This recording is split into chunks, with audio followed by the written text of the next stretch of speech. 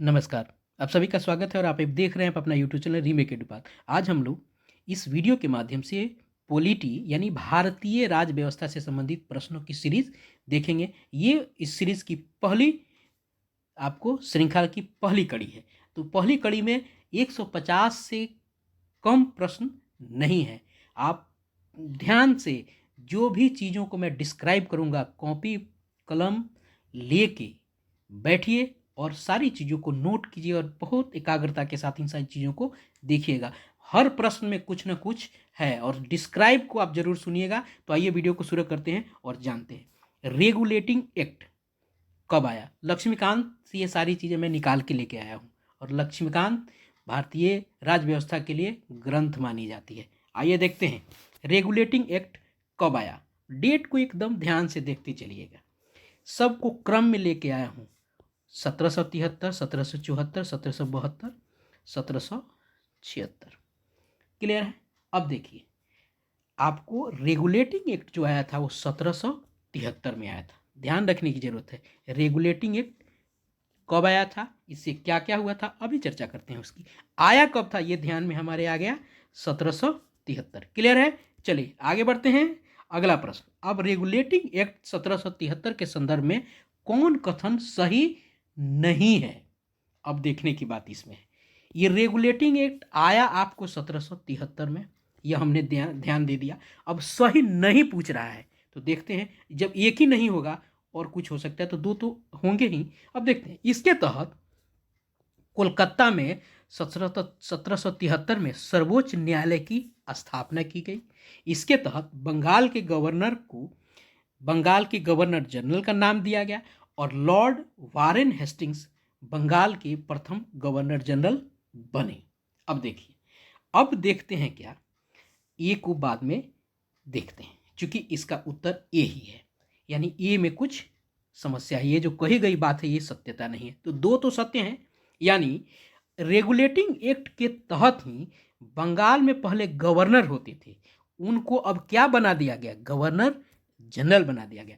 और तभी से कहा जाता है कि गवर्नर जनरल का पद आता है। तो आपने नाम सुना होगा, लॉर्ड वारेन हेस्टिंग्स, ये बंगाल के प्रथम गवर्नर जनरल थे। हम लोगों को दिमाग में भ्रम रहता था कि वारेन हेस्टिंग्स पहले गवर्नर जनरल थे, ये बंगाल के पहले गवर्नर जनरल थे। क्लियर है। आगे देखेंगे भारत के कौन गवर्नर जनरल पहले थे, आगे देखेंगे भाई, ये ध्यान रखने की जरूरत है। वारेन हेस्टिंग्स जो थे ये बंगाल के प्रथम गवर्नर जनरल थे। अब ये कब गवर्नर जनरल बने, आपको रेगुलेटिंग एक्ट 1773 आया तो गवर्नर के पद को बना के गवर्नर जनरल बना दिया गया। क्लियर है। तो फैक्ट यहाँ हमने लेके आए। उसके बाद इस और चीज है कि इसके तहत कोलकाता में 1773 में सर्वोच्च न्यायालय की स्थापना हुई नहीं, 1773 में घोषणा हुई किस चीज की, सर्वोच्च न्यायालय बनाने की। यहां घोषणा हुई, बना नहीं। यहां क्या हुआ, घोषणा हुआ, आपको बना नहीं, घोषणा किया गया। और बना कब, यह बना आपको 1774 में बना। और उसमें क्या थे, एक जज थे और उसके तीन आपको आपको सब जज थे, सहयोगी जज थे। और इसी अधिनियम के तहत और इसी 1773 रेगुलेटिंग एक्ट अधिनियम के तहत बॉम्बे प्रेसिडेंसी को, कलकत्ता प्रेसिडेंसी को में क्या किया गया, अधीन कर दिया गया। मद्रास प्रेसिडेंसी को, बॉम्बे प्रेसिडेंसी को कलकत्ता प्रेसिडेंसी के अधीन कर दिया गया। आपको जो तीन प्रेसिडेंसी थी इस सबको अधीन किसके अधीन कर दिया गया, कलकत्ता को, दोनों को, मद्रास वाले को, मद्रास को, और बॉम्बे को वाले को क्या किया जाएगा, इनको क्या किया गया, बॉम्बे वाले को, इन दोनों को कलकत्ता के अधीन किया गया। किसके तहत, रेगुलेटिंग के एक्ट 1773 की तरह। हमने जाना ना रेगुलेटिंग एक्ट 73 के तहत क्या क्या हुआ। तो देखिए कई सारे प्रश्न निकल के आए, सबको आप नोट कर लीजिएगा। आगे देख बढ़ते हैं और देखते हैं तीसरा प्रश्न हमारे सामने क्या है। तीसरा प्रश्न कह रहा है कि किस अधिनियम के द्वारा द्वैध शासन व्यवस्था का प्रारंभ हुआ। शासन व्यवस्था आपको की प्रारंभ हुई। अब देखिए, अब क्या है कि रॉलेट एक्ट है, पिट्स इंडिया एक्ट है, रेगुलेटिंग एक्ट है, या इनमें से कोई नहीं। अब देखते हैं कि किस अधिनियम के द्वारा द्वैध शासन व्यवस्था प्रारंभ हुआ। अब इसमें उत्तर अगर हम देखें तो वो उत्तर है आपको पिट्स इंडिया एक्ट। ये पिट्स इंडिया एक्ट क्या है? अभी हमने जाना कि रेगुलेटिंग एक्ट आपको 1773 में आया। तो भाई ये पिट्स इंडिया एक्ट जिसके द्वारा द्वैध शासन व्यवस्था लागू की गई, ये कब आया? तो पिट्स इंडिया एक्ट है वो 1784 में आया। इसको क्रम से करके जा रहा हूँ, आपको याद आ जाएगा। कब आया? 1784 में आया। और रॉलेट एक्ट आपको कब आया? रॉलेट एक्ट 1919 में आया था। क्लियर है? चलिए आगे देखते हैं। ध्यान हो गया इतना? चलिए, हमने अभी 2-3 चीजें देखी, रेगुलेटिंग एक्ट देखी, रॉलेट एक्ट को जान लिया, पिट्स इंडिया को जान लिया। हम रॉलेट एक्ट को आगे और डीपली जानेंगे। आइए देखते हैं चार्टर अधिनियम के संबंध में क्या सही है। अब देखिए, अब पहले देख लेते हैं ऑप्शन को। कंपनी के लिए आदेश पत्र होता था। इसे कंपनी की महारानी के द्वारा जारी किया जाता था। प्रत्येक 20 वर्ष पर जारी किया जाता था। अब देखिए, ये चार्टर जो था ये कंपनी के लिए एक आदेश पत्र होता था। और यह आदेश कौन जारी करता था? ये ब्रिटेन की महारानी जारी करती थी। और कितने कितने दिन पर आता था? ये 20 वर्ष पे आता था। ये प्रश्न आता है कि चार्टर अधिनियम कितने कितने दिन पर आया? तो 20 वर्षों पे आया है। वो चार्टर अधिनियम आपको जो चला है ना 1786 से लेके 1800 आपको 57 तक आया है। क्लियर है? और पहला कब आया था, कितने चार्टर आए थे, इस पे चर्चा आगे करते हैं। तो आइए आगे देखते हैं क्या है। निम्न में से कौन चार्टर अधिनियम है? 1784, 1793, 1813, 1833। देखिए अभी मैंने चर्चा किया था 20 वर्ष की। देखिएगा इन सब में 20 वर्ष का अंतर होगा। और आप इसको छांट के लिखिएगा तो ये चार्टर अधिनियम ये ही जरूर होगा। कौन इसमें अलग दिख रहा है? 1784। और ये 1784 में क्या आया था? 1784 में अभी हम लोगों ने जाना कि पिट्स इंडिया एक्ट आया था। क्लियर है? पिट्स इंडिया एक्ट आया था। तो यहां उत्तर क्या होगा? कौन सा चार्टर अधिनियम नहीं है? तो 1784 जो है वो चार्टर अधिनियम नहीं है। क्लियर है? अब देखते हैं तो चार्टर अधिनियम थे कितने? तो 4 चार्टर अधिनियम आए। चार्टर अधिनियम 4 आए। आपको अधिनियम 4 हुए। और ये कब से कब आए? अभी मैंने चर्चा किया था 1786 से लेके या 1857 तक आए। और कौन कौन से चार्टर अधिनियम हुए? तो आइए देखते हैं। 1700 कब आए? 1793 में आया, 1813 में आया, 1833 में आया, और उसके बाद 1800 आपको 53 में आया। 4 हो गए। अगर इसको हम देखें, अगर फिर से देखें तो पहला कब आया?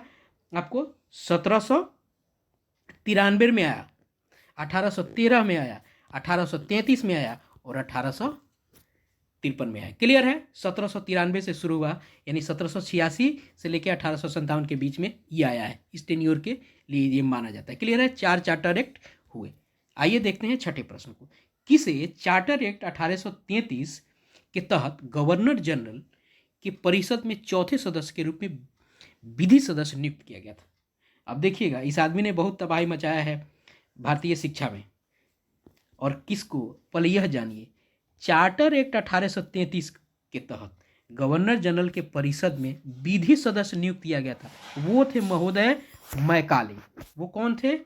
मैकाले। वो थे महोदय मैकाले। क्लियर है?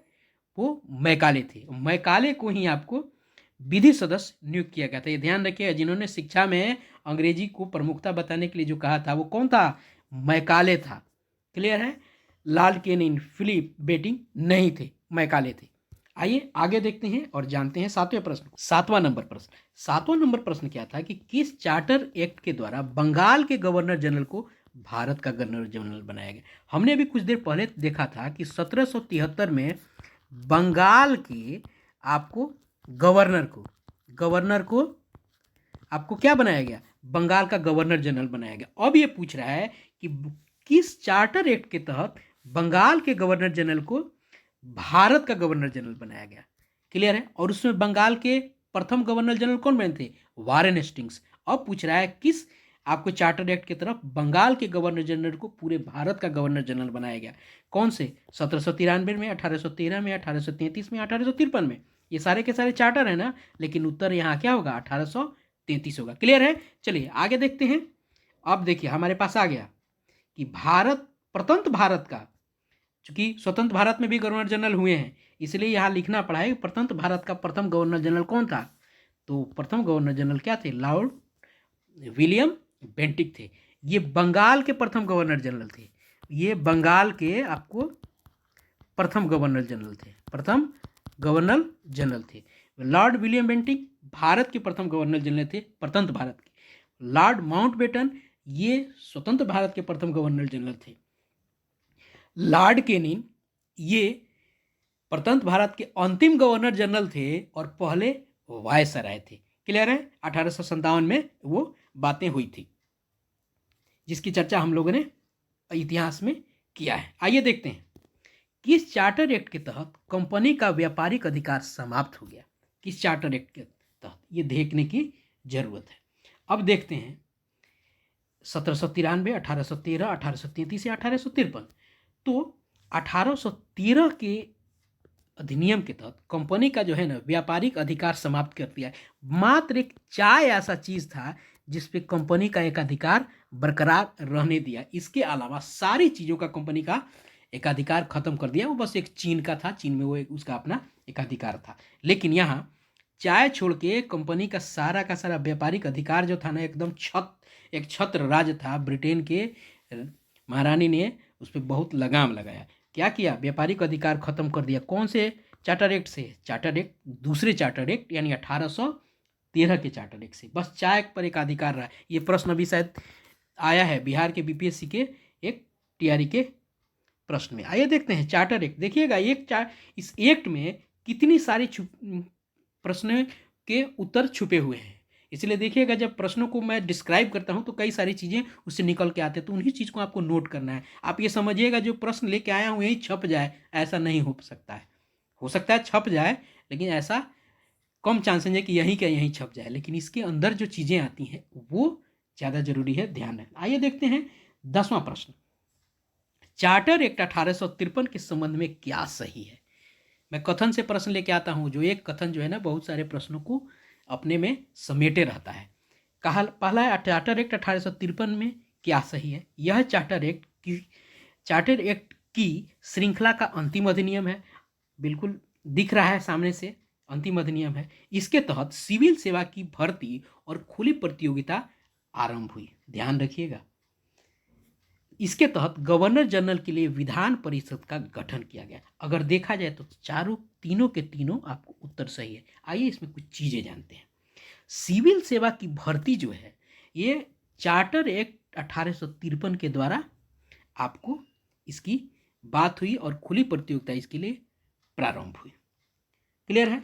अब इसमें एक चीज जानना है कि सिविल सेवा के लिए लॉर्ड केनिन उस समय गवर्नर जनरल था, आपको उसके द्वारा एक कमेटी गठित की गई और मैकाले की सिफारिश पे आधार पर जो कमेटी गठित की गई थी वो मैकाले समिति थी, और मैकाले समिति की सिफारिश पर इस प्रतियोगिता परीक्षा का आरंभ हुआ। वो 1854 में आपको क्या हुआ था, वो कमेटी गठित की गई थी आपको मैकाले समिति की सिफारिश के आधार पर।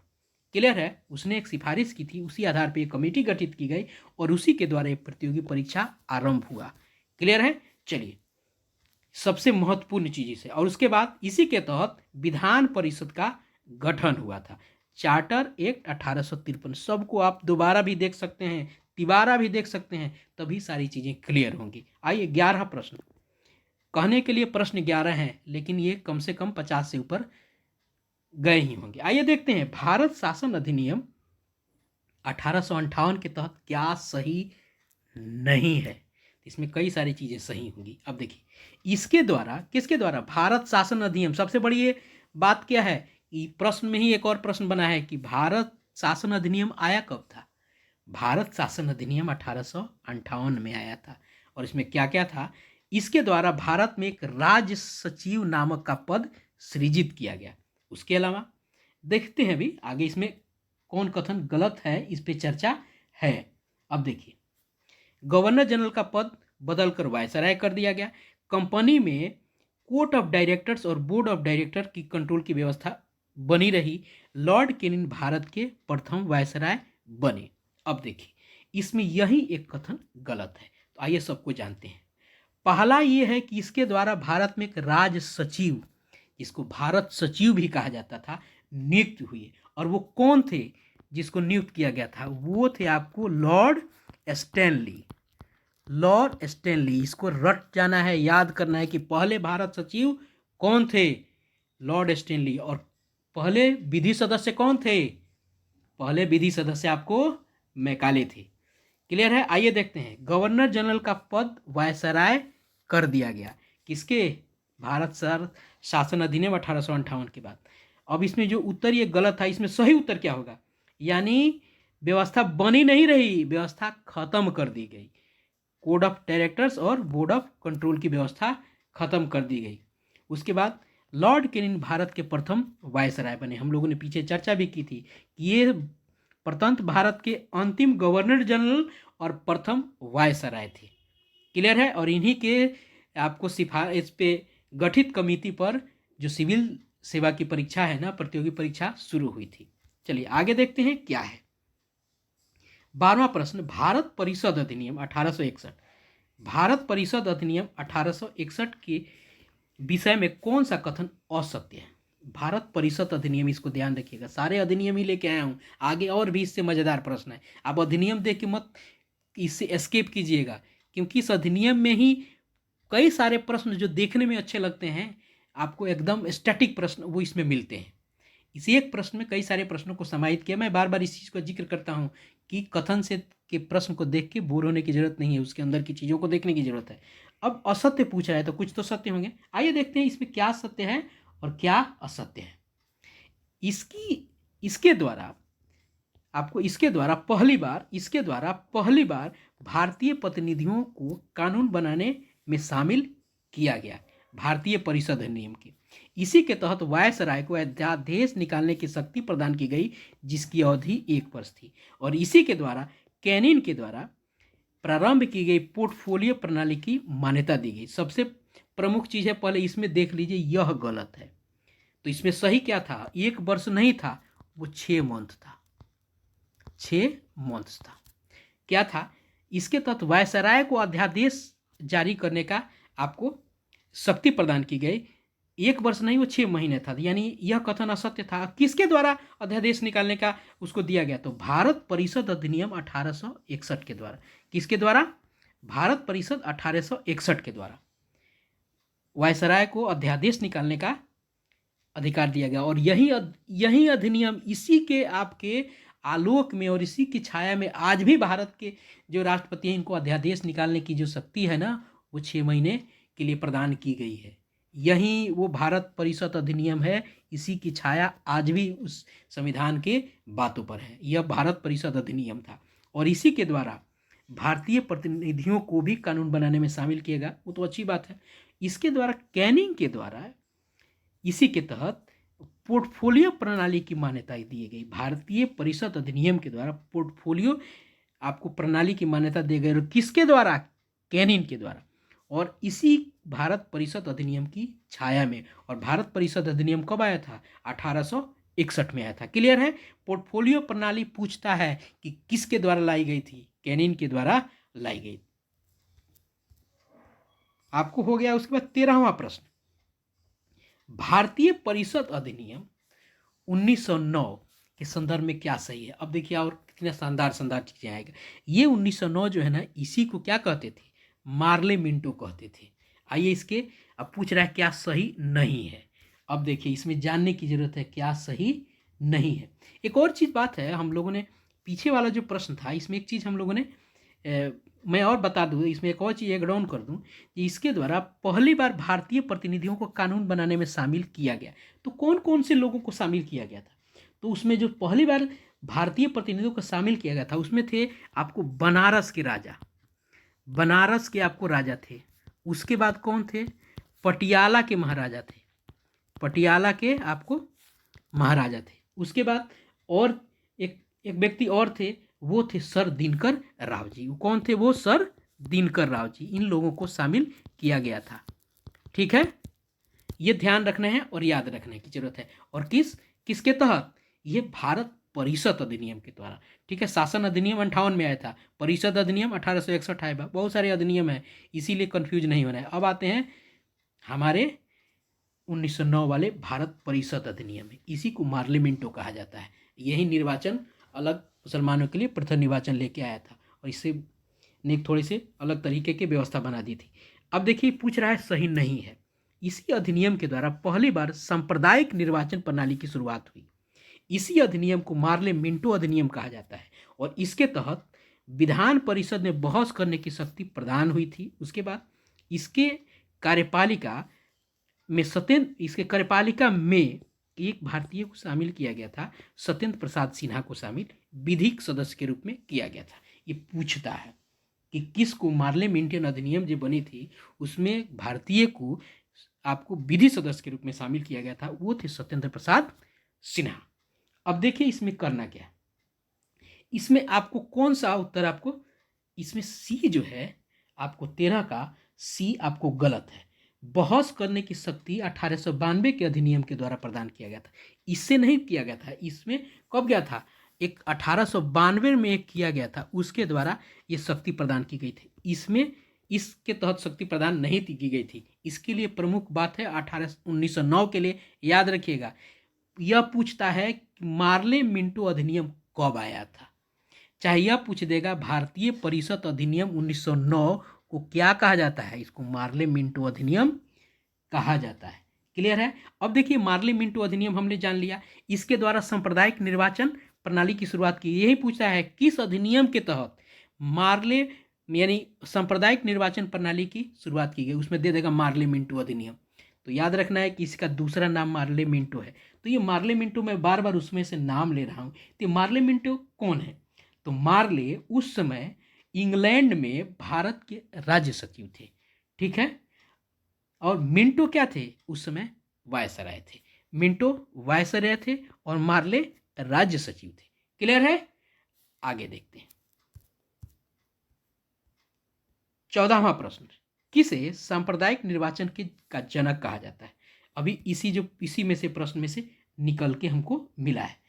तो लॉर्ड मिंटो को सांप्रदायिक निर्वाचन का जनक कहा जाता है क्योंकि इन्होंने ही वो सांप्रदायिक निर्वाचन 1909 मार्ले मिंटो अधिनियम लेके आए थे। क्लियर है।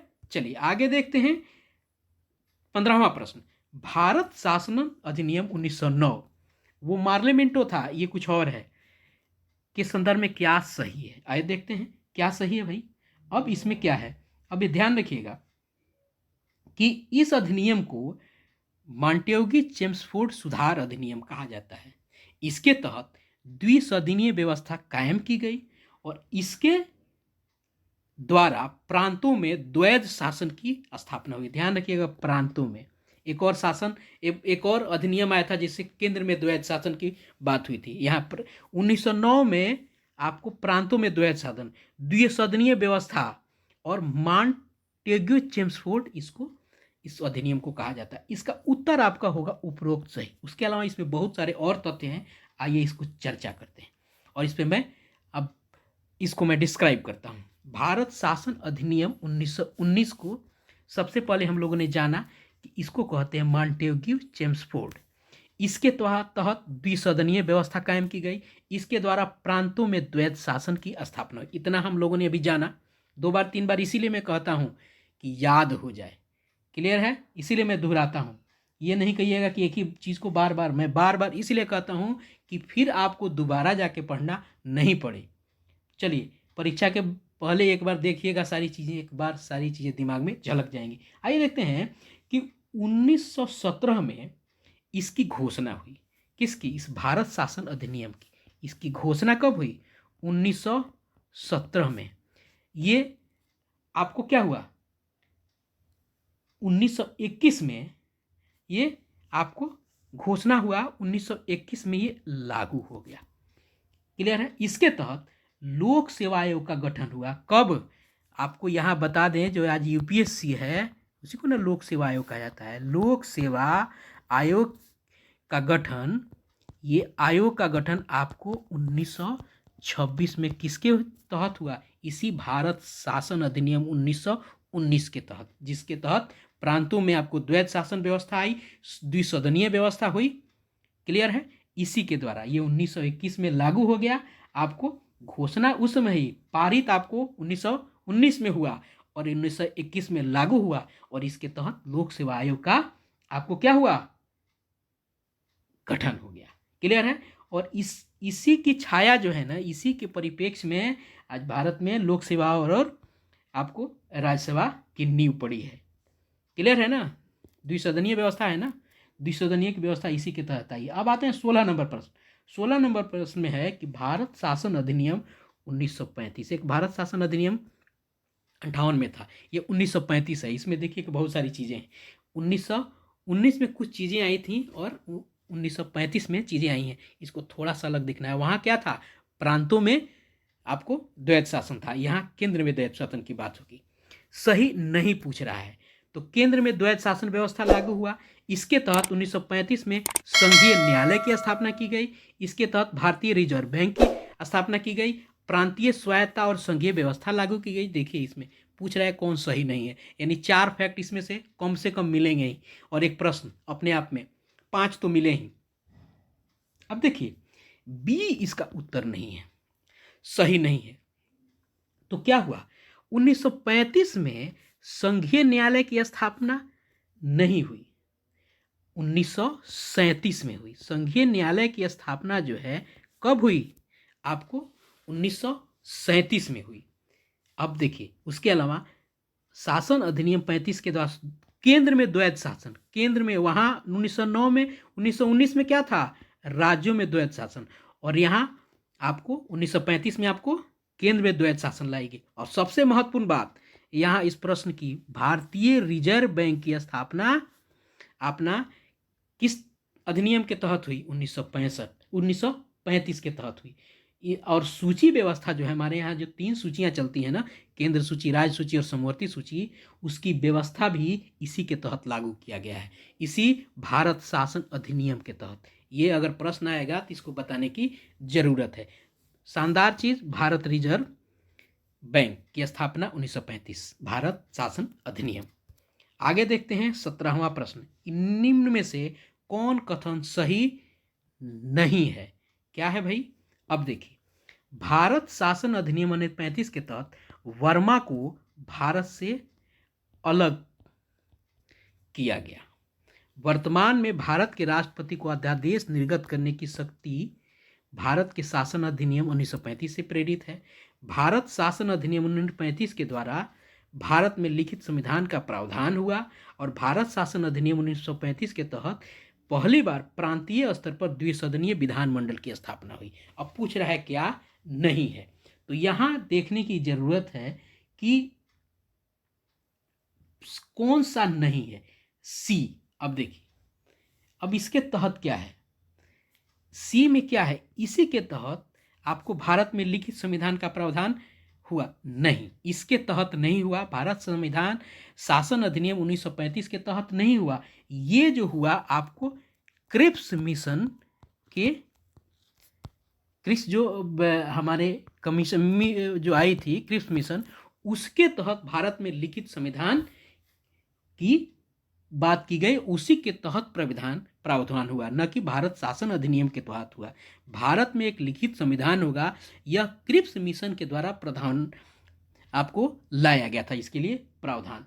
अब देखिए उसके बाद है जो राष्ट्रपति में जो यहाँ अभी बात की गई है कि अध्यादेश निर्गत करने का प्रावधान जो है ना हमारे संविधान के किस अनुच्छेद में है, ये जो अभी किया गया आदेश निर्गत करने का, ये अनुच्छेद 123 में है।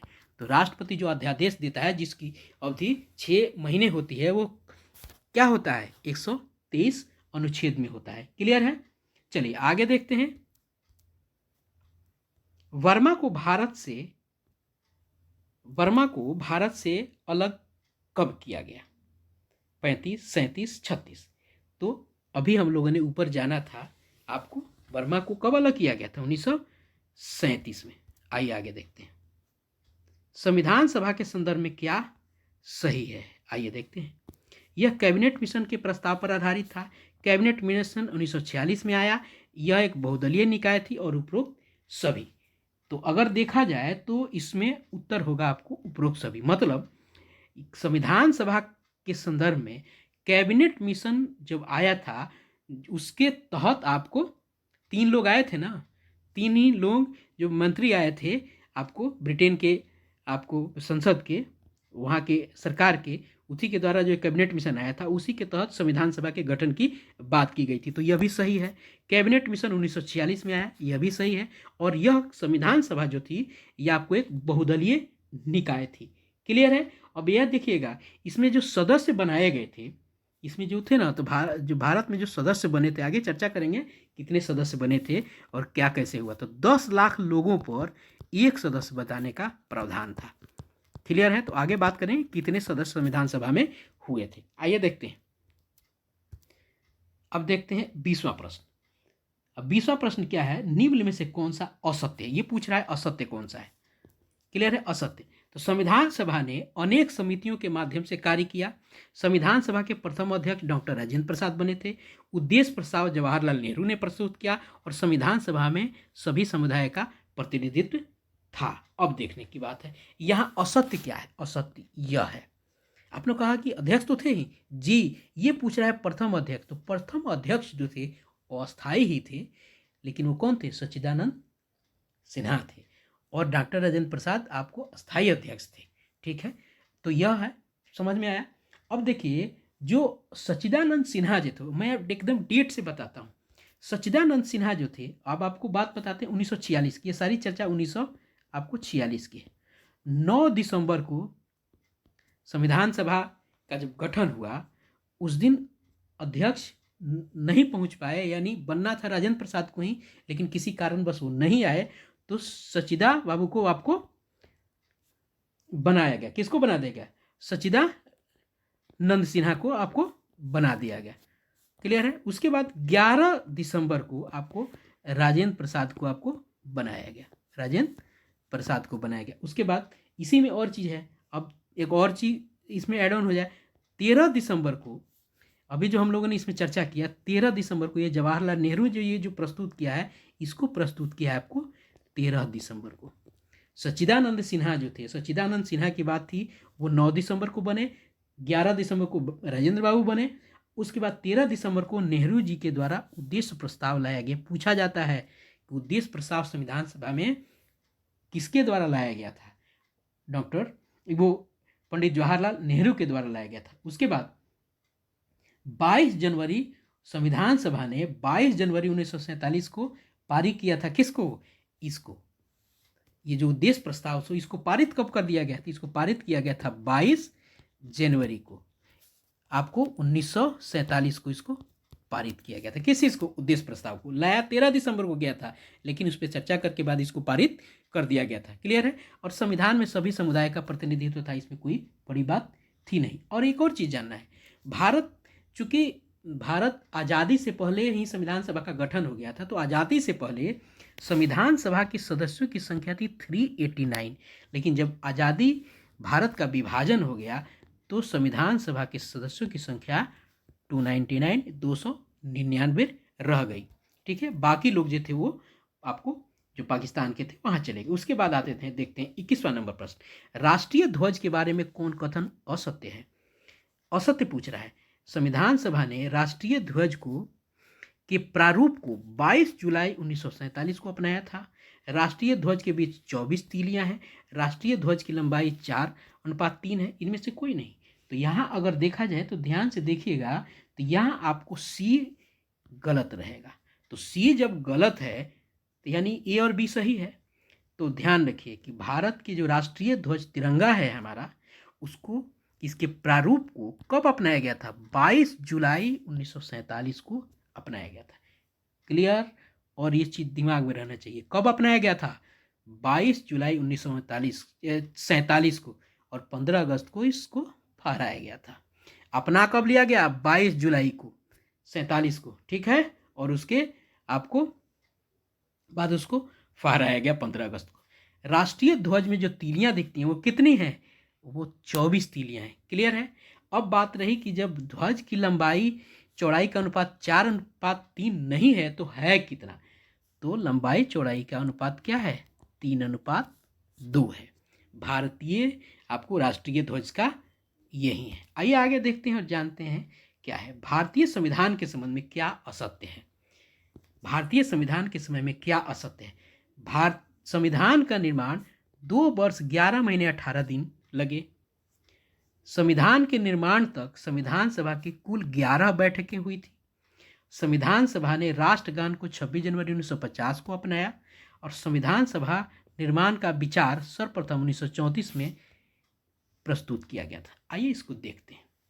अब इसमें अगर देखें कि असत्य क्या है, तो वह असत्य आपको कथन है सी। तो भाई असत्य है तो इसका सत्य क्या है, इसकी सत्यता क्या है, तो आइए पहले देखते हैं हम क्या होता है। पहले यह जान लेते हैं कि सत्यता है वो क्या थी। यानी संविधान सभा को संविधान निर्माण करने में कितना समय लगा? 2 वर्ष 11 महीने 18 दिन। खर्चा पता है आपको कितना हुआ था? खर्चा है 64 लाख रुपए खर्च हुए थे। और इस संविधान में 60 देशों के संविधानों को छाना गया था। 60 देशों के संविधान को पढ़ के इसको बनाया गया था। क्लियर है? उसके बाद अब देखिए एक और चीज़ ध्यान रखिए। यहाँ एक चीज़ देखिएगा, इसको मैंने क्यों किया है। आप बहुत सारे लोग कहेंगे नहीं 12 बैठकें हुई थी, नहीं, ये पूछ रहा है संविधान के निर्माण तक जब निर्माण कब हो गया? 26 नवंबर 1949 को निर्माण हो गया ना था। उसके बाद एक बैठक हुई निर्माण के बाद, तब जाके 12 बैठकें बनी। लेकिन निर्माण तक आपको 11 बैठकें हुई थी। और जो 12वीं बैठक हुई, ये 12वीं बैठक आपको कब हुई? 24 जनवरी 1950 को। और 24 जनवरी 1950 को ही राजेंद्र बाबू को राष्ट्रपति बनाया गया और 24 जनवरी को ही आपको राष्ट्रीय गान को जो है ना मान्यता मिली। क्लियर है? और 1934 में आपको एम.एन. राय थे, ये क्या थे? एक वामपंथी नेता थे। इन्होंने ही संविधान सभा के निर्माण की, इन्होंने प्रस्ताव और सुझाव इन्होंने ही दिया था, विचार इन्होंने ही दिया था। क्लियर है? तो यहाँ हमने जान लिया कि 24 जनवरी 1950 को जो बैठक हुई राष्ट्रपति उनको राजेंद्र बाबू को बनाने के लिए, और जो इसी दिन राष्ट्र आपको गान को भी आपको क्या किया गया? अपनाया गया। क्लियर है? यहाँ तो इस 26 जनवरी को नहीं, 24 जनवरी को। आइए देखते हैं संविधान का निर्माण कब पूर्ण हुआ। अभी हम लोग उसमें से चर्चा करते आ रहे हैं। 29 नवंबर वो आपको 1949 को। क्लियर है? आगे देखते हैं। अगला है 24वां प्रश्न, संविधान सभा में कब राष्ट्रगीत को अपनाया गया? अभी हम लोगों ने चर्चा किया था कि 24 जनवरी 1950 को बैठक हुई थी 12वीं संविधान निर्माण के बाद, और इसी दिन राष्ट्रगान को अपनाया गया। तो इसी दिन राष्ट्रगीत को भी अपनाया गया। और राष्ट्रगीत क्या है? वंदे मातरम है। क्लियर है? आइए देखते हैं 25वां प्रश्न। इसमें कोई संदेह नहीं होना चाहिए। एक चीज ध्यान रखिएगा कि 15 अगस्त को भारत आज़ाद हुआ था, स्वतंत्र हुआ था। 24 जनवरी को आपको राष्ट्रगीत, राष्ट्रगान और भारत के राष्ट्रपति की बात हुई थी। 26 जनवरी को क्या हुआ था? संविधान को पूर्णतः अपना लिया गया था, संविधान लागू हो गया था, तब गणतंत्र दिवस मनाया गया उस दिन। आगे देखते हैं, संविधान सभा के संवैधानिक सलाहकार निम्न में से कौन थे? बी.एन. राय, एम.एन. राय, राजेंद्र प्रसाद, कौन थे? तो आपको बता दें कि बी.एन. राय थे संविधान सभा के संवैधानिक सलाहकार। इनका बहुत महत्व है। ये आपको कॉन्स्टिट्यूशनल एडवाइजर थे, लीगल एडवाइजर थे। और एम.एन. राय क्या थे? ये वामपंथी नेता थे जिन्होंने संविधान निर्माण का विचार दिया था। राजेंद्र बाबू संविधान सभा के अस्थायी अध्यक्ष थे। क्लियर है? चलिए आगे देखते हैं 26वां नंबर प्रश्न। 26वां नंबर प्रश्न क्या है? संविधान सभा के प्रारूप समिति में कितने सदस्य थे? तो संविधान सभा के प्रारूप समिति में 5, 6, 7, 8 क्या 7 सदस्य थे। कितने सदस्य थे? 7 सदस्य थे। आइए देखते हैं 27वां नंबर प्रश्न। 27वां नंबर प्रश्न में क्या है? प्रारूप समिति के अध्यक्ष कौन थे? प्रारूप समिति के अध्यक्ष क्या बी.आर. अम्बेडकर थे, राजेंद्र बाबू थे, सच्चिदानंद सिन्हा थे, कौन थे? बी.आर. अम्बेडकर थे। राजेंद्र बाबू अस्थायी अध्यक्ष थे, सच्चिदानंद सिन्हा अस्थायी अध्यक्ष थे। किसके? आपको संविधान सभा के। क्लियर है? अब देखिए प्रारूप समिति का जो गठन हुआ था, प्रारूप समिति का गठन आपको 29 अगस्त 1947 को हुआ था। और प्रारूप समिति में कितने सदस्य हैं? प्रारूप समिति में 7 सदस्य। कितने सदस्य हैं? 7 सदस्य हैं। क्लियर है? आइए आगे देखते हैं और आगे देखते हैं आपको 28वां प्रश्न, 28वें प्रश्न में है कि कुछ समितियां हैं, उस समितियों के कौन प्रमुख थे उसके बारे में है। इसको बहुत सारे प्रश्न बनाए जा सकते थे, मैंने प्रश्न नहीं बनाया। संचालन समिति के प्रमुख थे राजेंद्र बाबू। प्रांतीय संविधान समिति, प्रांतीय सारे प्रांत को जोड़ा था किस व्यक्ति ने?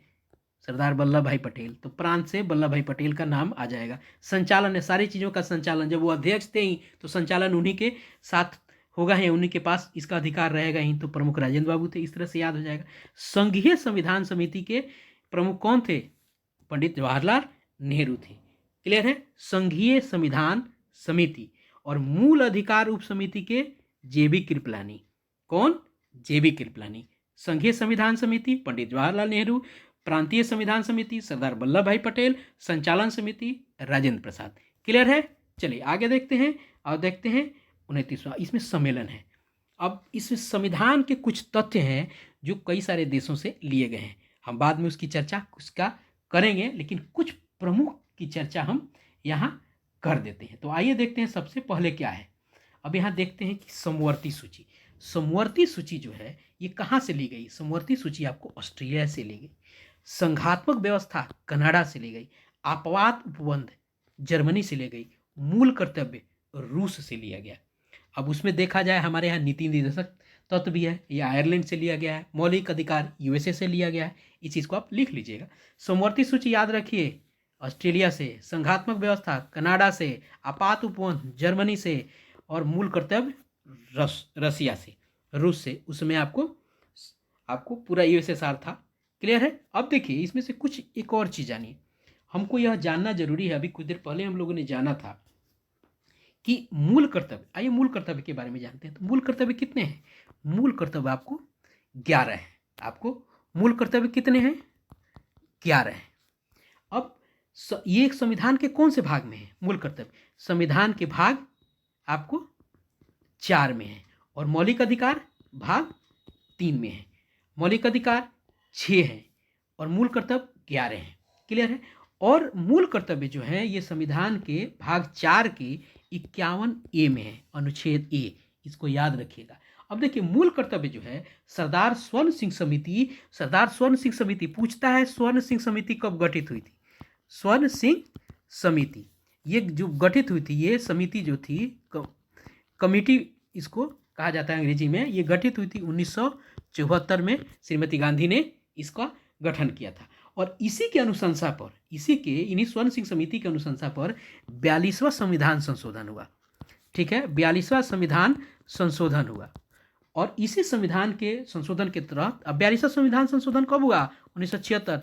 आधा संविधान इसी को कहा जाता है। ठीक है ना? 42वें संविधान संशोधन 1976 के द्वारा रखा गया क्या?